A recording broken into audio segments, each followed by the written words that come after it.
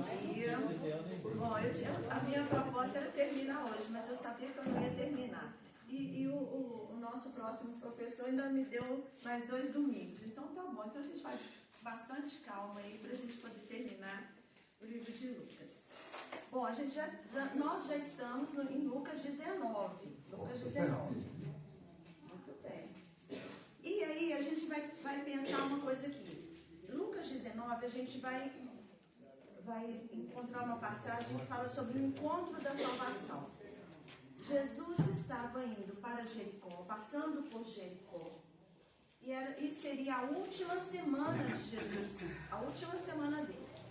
E ele passando por Jericó, muitas pessoas ao redor dele, né, aquela multidão, mas 2 homens foram salvos. 2 homens. O finalzinho do capítulo 18, a gente vê a cura do cego de Jericó. Então, a gente vê um homem que estava à beira do caminho, um mendigo cego. E quando ele vai entrando em Jericó, ele encontra um homem rico em cima de uma árvore. Então, 2 homens. Então, olha só. Um à beira do caminho, o outro em cima da árvore. Esperando, né? Um mendigo, o outro rico. Um que era esquecido pela sociedade, o outro que era odiado pela sociedade. E ambos estavam procurando Jesus. Mas olha só, isso para mostrar que Jesus não faz acepção de pessoas. Jesus não faz acepção de pessoas. Bom, então vamos entrar na vida de Zaqueu. Eu já falei no finalzinho, né, de domingo passado. Eu vou resumir aqui então, mas a gente vai entrar em detalhes, tá? Zaqueu era o quê? Era um homem que se tornou uma criança. Ele era um homem que procurava e ele foi encontrado. Ele era um homem pequeno, de pequena estatura, mas ele se tornou grande espiritualmente. Ele era um homem pobre que se tornou rico. Ele era pobre espiritualmente, se tornou rico. E ele era um anfitrião que se tornou um convidado. Vamos ver o que acontece aí. Alguns obstáculos Zaqueu tinha que enfrentar para encontrar Jesus. Primeira coisa, né, quando a Silvana chamou o Carlinhos aqui, o Carlos André, olha como que é importante o nome para Deus, é importante. Às vezes a gente vê aquela genealogia lá, não é? Aí você fala, nossa, esse negócio é chato, cara. Fulano gerou ciclano, gerou... Sabe por que está lá na Bíblia? Porque Jesus dá valor ao nome. Primeira coisa, a gente recebeu o nome. Você não escolheu o seu nome. Foi dado pelos pais. Não é? Então você recebeu o nome. E a gente tem que fazer jus ao nome da gente, não é? Uma vez encontrei, eu estava passando no supermercado, aí a menina estava, eu olho sempre a plaquinha e eu falo o nome da pessoa. Isso é tão importante, gente. Eu aprendi isso com uma colega. Ela entrava na sala dos professores, ela falava, bom dia fulano, bom dia ciclano, bom dia. Dava bom dia para todo mundo. Eu falei, mas que coisa bacana, né? Porque quando fala seu nome, você se sente, não é? Olha, né? A pessoa está olhando para mim, né? É muito importante isso.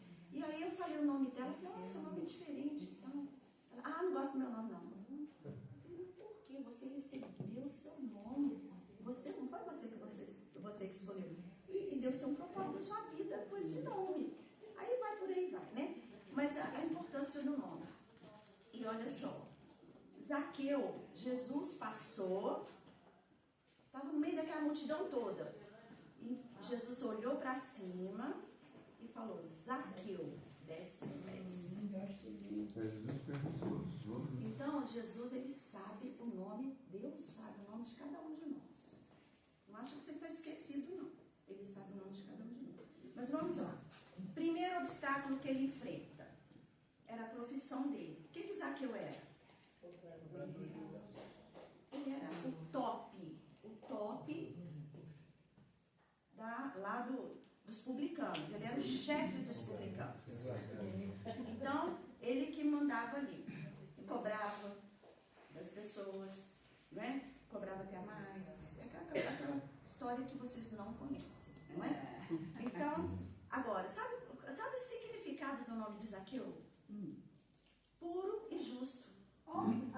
tinha nada disso. Tem uns mentirosos aí que são tudo nada menos disso, diz que é puro e justo. Então ele não fazia jus ao nome dele. Ele não fazia jus ao nome dele. Olha a importância de Jesus ter falado Zaqueu. A gente vai ver mais pra frente, né? Quer dizer, a gente já sabe a história, né? A gente sabe que aí ele foi salvo. Aí ele fez jus ao nome dele. Puro e justo. Bom, ele era inimigo do povo, né, gente? Quem que gosta de um cobrador de impostos? Ninguém. Né? Só se for masoquista, né? Segundo obstáculo, seu status social. Ele era aristocrata. Top. Estava por cima da carne de Deus. Agora, olha só. E lá no capítulo 18, Jesus fala do perigo das riquezas. Jesus fala assim, que era mais fácil entrar um camelo pelo fundo da agulha. Gente, não é agulha não, né? Todo mundo sabe que esse fundo da agulha era um caminhozinho que tinha lá, né? Em Jerusalém, era um caminhozinho, um corredorzinho estreito que o camelo não passava ali. Jesus quis comparar isso, né? Não é a agulha que a gente costuma, né? Mas aí Jesus, lá no versículo 18, no capítulo 18, versículo 27, Jesus fala assim, lá para o povo lá, fala assim, os impossíveis dos homens são possíveis para Deus. Então, nesse capítulo 19, Jesus está mostrando que era impossível um publicano mudar de vida e ir para o céu. Mas ele mudou. Então, os impossíveis para Deus são possíveis, os impossíveis para os homens são possíveis para Deus. Bom, e Jesus quis mostrar o seguinte, que o problema não é carregar o dinheiro no bolso. Jesus não está condenando riquezas. Tanto é que a gente trabalha para a gente adquirir riquezas, não é verdade? Jesus não está condenando riqueza, o dinheiro no bolso. O que ele condena é guardar o dinheiro no coração. Esse é o problema. Chama avareza, né? Avareza. Bom, terceiro obstáculo que o Zaqueu tinha ali para encontrar Jesus. A condição física dele, ele era baixinho, nada contra os baixinhos. Mas ele era baixinho. E para ele olhar para as pessoas, ele tinha que olhar, para ver as pessoas, ele tinha que olhar para cima. Então imagine o Zaqueu no meio da multidão. Ele ia enxergar Jesus? Ia subir. Não, né? Não. Então por isso que ele teve que vencer o outro obstáculo, que era o orgulho. Um homem rico, um aristocrata, um chefe dos publicanos, subir numa árvore, gente. É ridículo, né? Não é?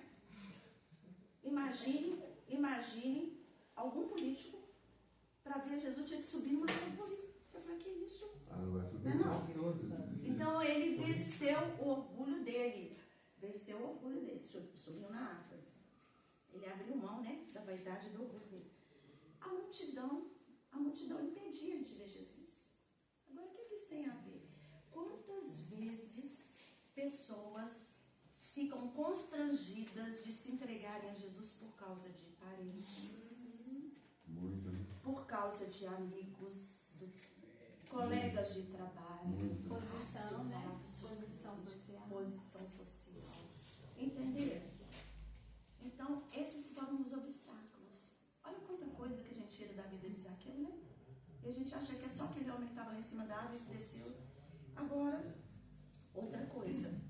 Jesus é que viu Zaqueu primeiro. Tá? E aí, vamos lá no capítulo 19, então. Olha, Jesus estava entrando em Jericó, então. Eis que um homem chamado Zaqueu, maioral dos publicanos, olha, era o chefe dos publicanos, ele procurava ver Jesus. Aí, olha só, Jesus chegou àquele lugar e olhou para cima. Jesus viu ele primeiro. E o que Jesus disse para ele? Desce depressa. Ou seja, a salvação dele era imediata, não era assim, daqui um ano.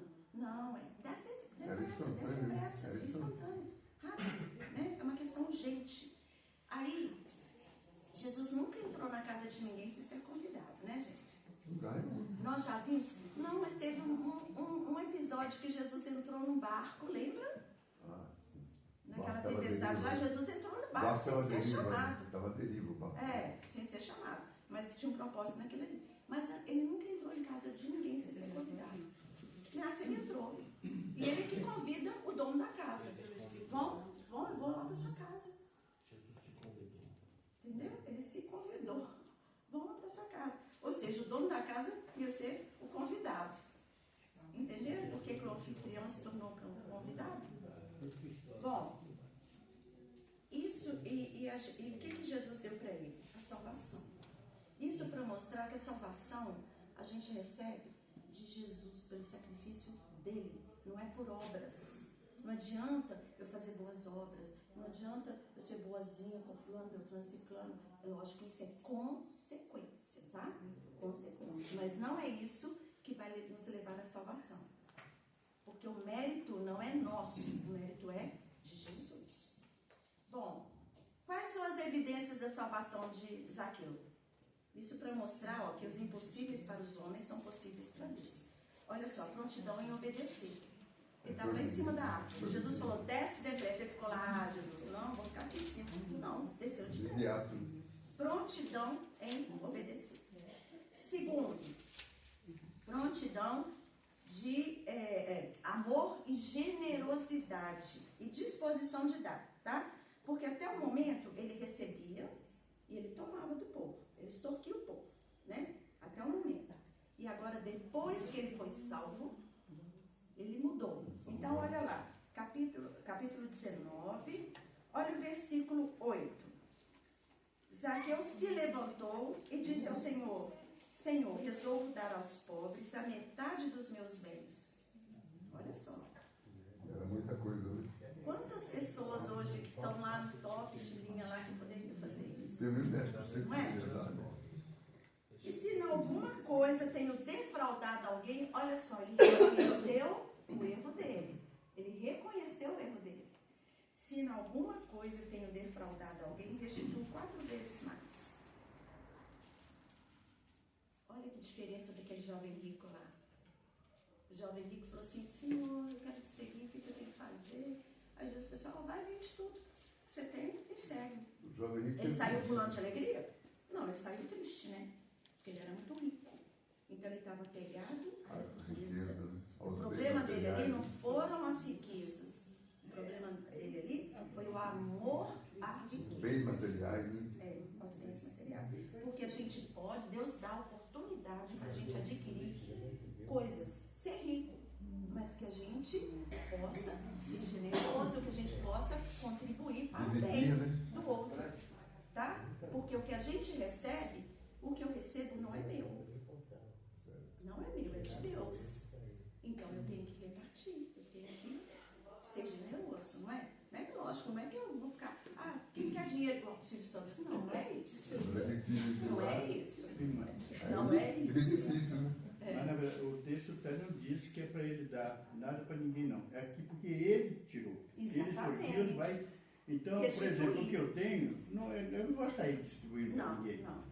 Né? Mas se eu devo, eu tenho que pagar. Exatamente. Né? Se eu devo, eu devo. Se eu tomei alguma coisa de alguém, eu tenho que pagar. Exatamente. Né? Agora, ser rico não tinha outros ricos, tanto quanto ele, Jesus não mandou ninguém andar dando dinheiro, não. Então isso aí é porque realmente é a consequência do arrependimento, da salvação. Então agora eu vou restituir, porque não adianta eu falar, eu aceito Jesus como meu Salvador e tal, me perdoa, Senhor, o que eu devo fulano eu não vou pagar, não. Aí não é mudança. Não só isso, né? Ele está pagando o que ele deve 4 vezes mais. Além de dar metade da riqueza para os pobres. Exatamente. Então Já isso. ficou com metade. Exatamente. A evidência que, olha só, ele reconheceu o erro dele e ele está tentando refazer a vida dele. Mudança de vida. É porque, Mudança de vida. só um exemplo aí, sem nenhum viés político, nós temos aí, por exemplo, o pessoal roubou o INSS. Quem roubou é intocável. Ele roubou, tá bom, ele não devolve dinheiro não. Agora o governo está pagando com o nosso dinheiro, pagando os pobres. Que tem que pagar mesmo. Mas quem teria que pagar? Quem roubou, quem extorquiu, o Zaqueu da vida, né? Ninguém está pagando. Exatamente. E agora, então nós vimos aqui que salvação tem que ter abandono do pecado. Senão não tem jeito. Gente, nós somos pecadores, nós nascemos pecadores, então a gente peca todo dia. Todo dia a gente peca. Todo dia a gente peca. Mas a gente tem que reconhecer, pedir perdão a Deus e tentar não repetir, porque não adianta a pessoa pede perdão para Deus e faz aquilo de novo. Pede perdão para Deus e faz aquilo de novo. Isso vai arrepender? Não. Arrepender, o que é conversão? Conversão, você vai fazer uma conversão à direita, uma esquerda. Conversão é mudança. Mudança. Mudança. Itinerário. Não adianta arrepender e continuar na mesma coisa. Então, aí não é arrependimento. Não é? Bom, muito bem. Agora nós vamos, já vimos Zaqueu aí, vamos pular para o capítulo 20, tá? Vamos lá para o capítulo 20. Bom, Jesus já chegou em Jericó, Jesus está na última semana dele, caminhando para a morte. E aí ele está no templo, ensinando e evangelizando. Tá? Aí olha quem está para variar atrás de Jesus. João. Não, olha só, versículo 1. Aconteceu que num daqueles dias, estando Jesus a ensinar o povo no templo e evangelizar, sobrevieram os principais sacerdotes, os escribas, juntamente com os anciãos, ou seja, o STF dos judeus. Os sacerdotes, os escribas e os anciãos eram o que formavam o sinédrio. Tá? Abandonaram o templo por atrás dele. Eles entram só para ficar vigiando o que Jesus está fazendo, o que Jesus está falando, para ficar lá.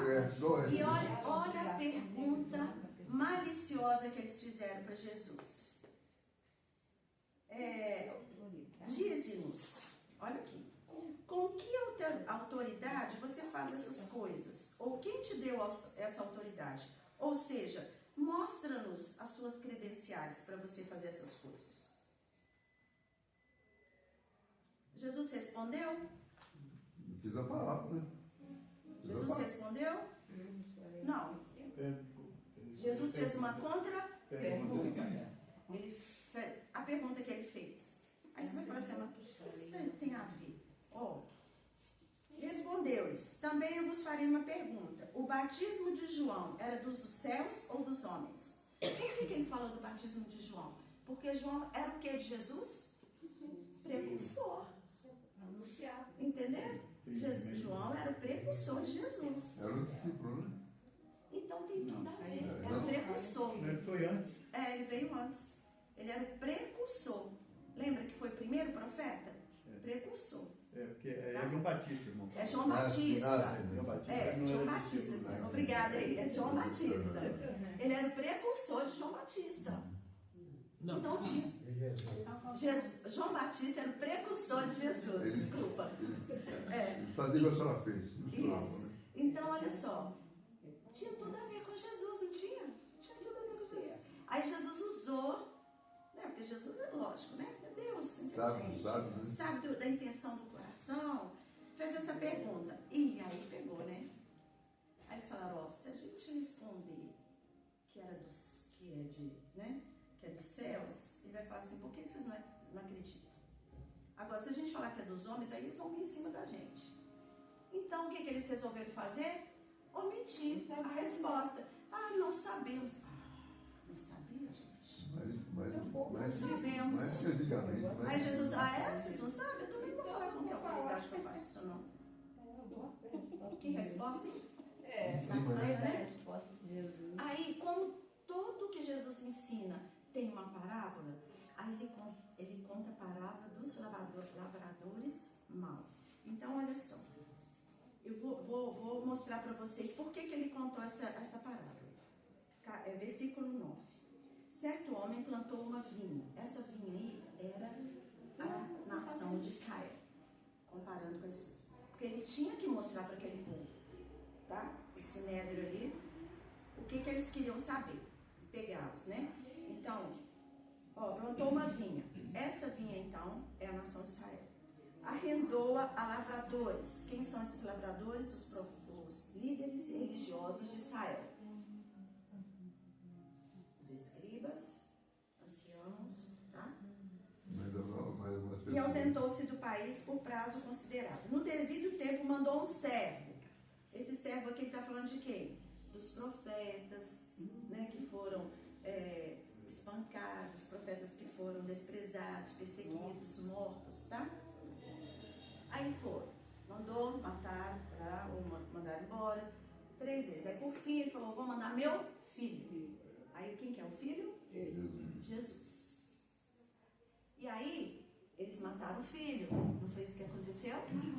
Mas não é o povo que matou Jesus, né? Já estava na agenda de Deus, tá? Mas assim, na parábola, Jesus morreu. E aí qual que era o castigo? Vê no versículo 16. O que o dono daquela vinha ia fazer? Virá, exterminará aqueles lavradores e passará a vinha a outros. Ao ouvirem isso, disseram, tal não aconteça, mas eles não entenderam direito. O que é passar para o outro? A posição que vocês têm de privilégio aqui, ó, vai ser passado para outros. Para quem? Para nós. Não?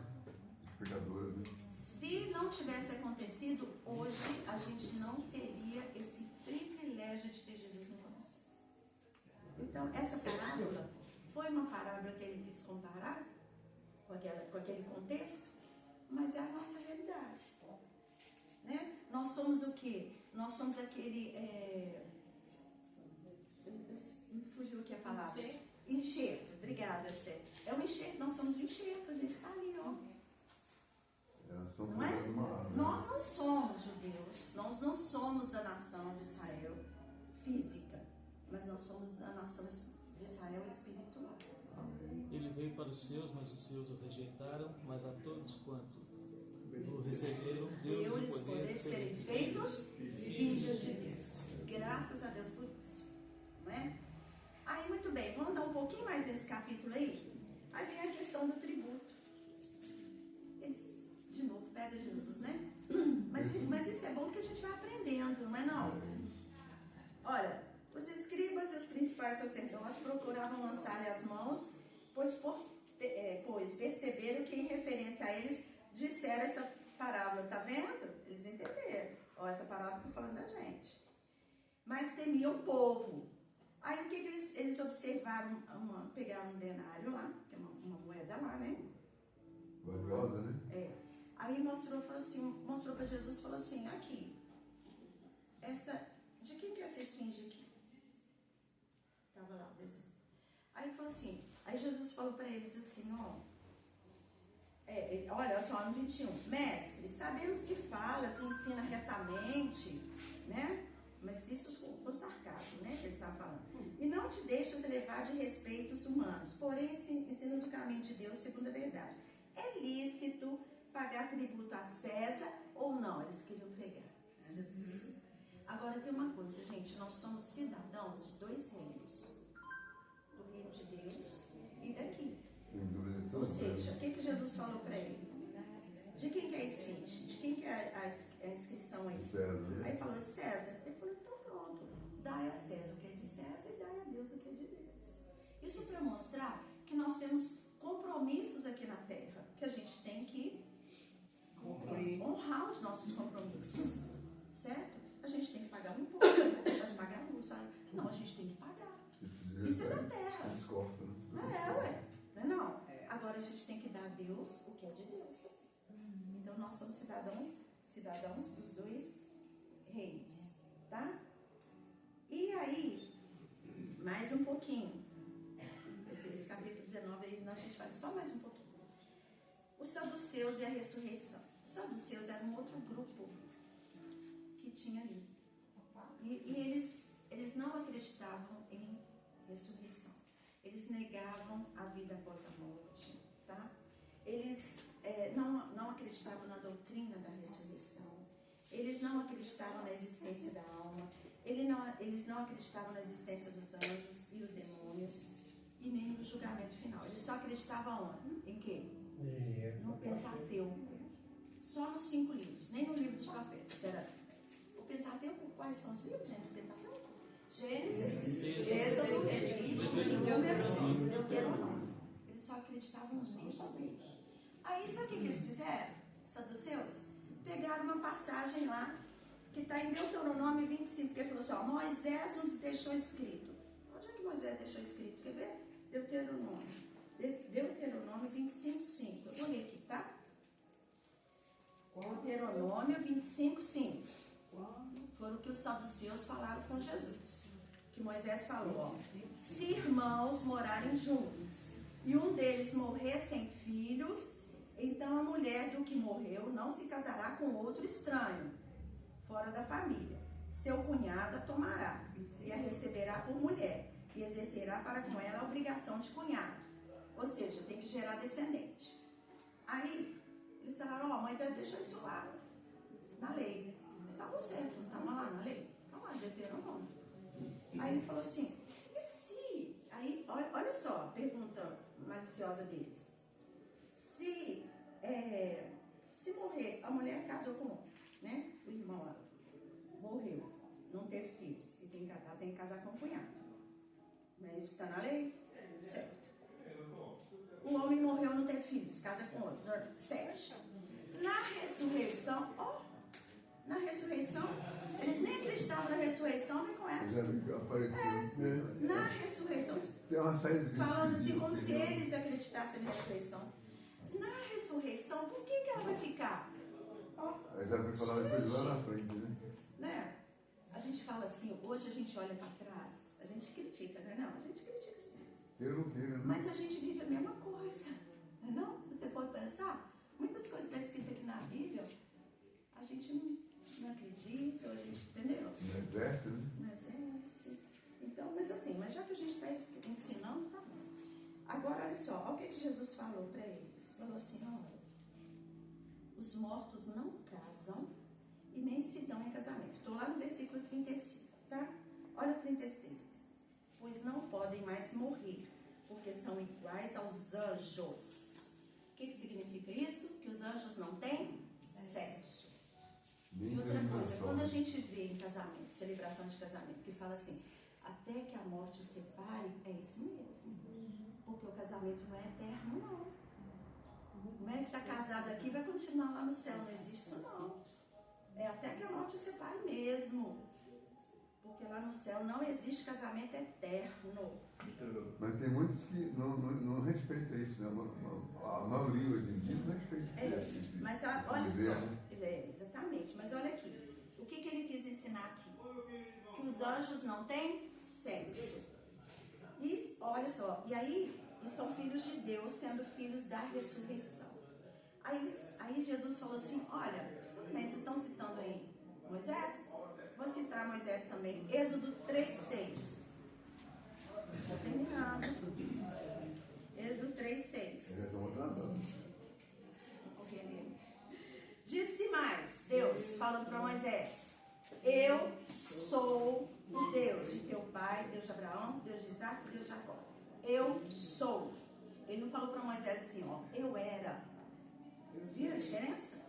Não falou assim, eu era. Ele falou no presente. Falou, eu sou. Aí Jesus lá, no versículo 37, ele fala o seguinte, e que os mortos hão de ressuscitar, falando para eles, né? Moisés o indicou no trecho referente à sarça, quando chama o Senhor, o Deus de Abraão, Deus de Isaac e Deus de Jacó. Não foi isso que a gente leu?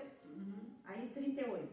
Ora, Deus não é Deus de mortos, e sim de vivos. Por quê? Para ele todos vivem. Amém. Então, eles viram que a ressurreição, a vida após a morte, né? Para os que estão com Deus, é o sim.